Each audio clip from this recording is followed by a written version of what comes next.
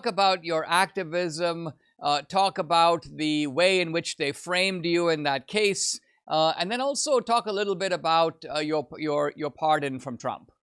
Right. So the biggest thing for me, wall builders.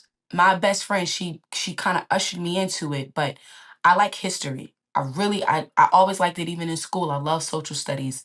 So I would definitely dig into wall builders a lot because I loved how they would paint the truth. Like they would break narratives. And it's just common sense. You would hear something and be like, oh, that's what happened.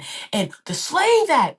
Oh, that's why 12 Years a Slave was a movie. So when you look at the left and what they push in the cinema, and even if you watch Roots, Roots kind of tells on itself. They want to be so pro-black, but they even exposed when a man went to go and vote and how the white men were going to hang him for voting. So who are these white men? Were they just some Republicans that didn't want you to vote? No, they were Democrats. They didn't want you to vote. That's why Ku Klux Klan existed. So it helps to build a story together. But now, when it came to the indictment and all of that, you know, I think you understand this more than anybody. When you start opening that mouth and you start exposing things, you don't realize what you're doing in a sense of where it's headed, and it will blow your mind how much these people will watch you because they don't want the truth to get out. They want to control a narrative. And these Democrats, they're different. They're different. They will watch you. I did not realize me being in front of that abortion clinic was causing a ruckus, but everything kind of the spotlight was placed on us with COVID. COVID kind of put us on Front Street because they shut down everything. So all you could do was be home and watch and see, wait a minute, I can't work, but abortion clinics are open, right? And so it was like opening up this Pandora's box. They kind of exposed themselves. They used COVID to take Trump out, but if anything, they kind of opened up Pandora's box to expose the agendas and the things that they were doing, right? And so, long story short, Roe versus Wade is overturned. Okay, they have been watching me. FBI have been watching me. I find this out through the transcripts and the papers that I got once I was indicted.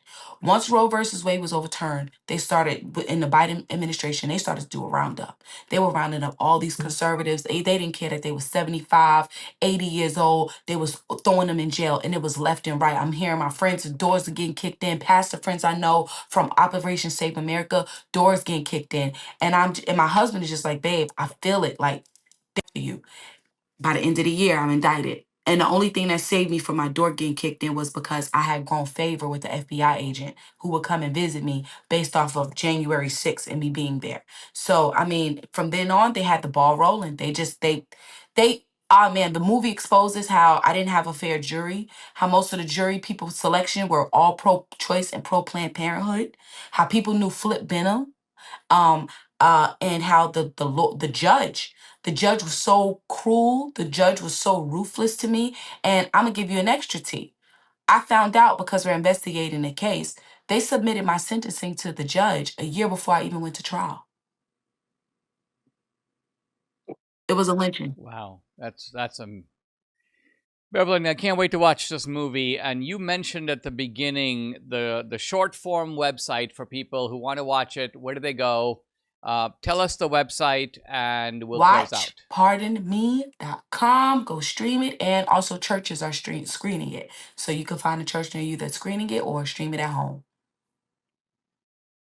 WatchPardonMe.com. Guys, I've been talking to Bevelyn Williams. Follow her on X, Mrs. Bevelyn W.